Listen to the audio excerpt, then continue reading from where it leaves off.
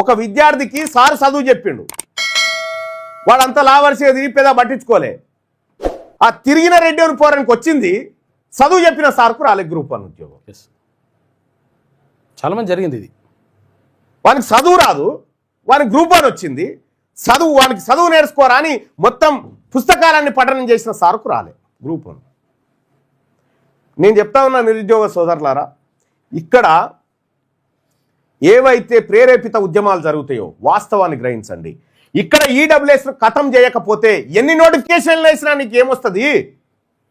First ఈడబ్ల్యూఎస్ను అంతం చేయాల్సిందే, లేదా మా వాట మాకీరి, మా పాలు మాకిచ్చేరి. మీరు చెప్పిన దానికి మా లెక్కలు కులగణలో లెక్కలు జరిగి 56కి 56 ఇచ్చేరు మాకు, మా 56 మాకు ఇచ్చేరు.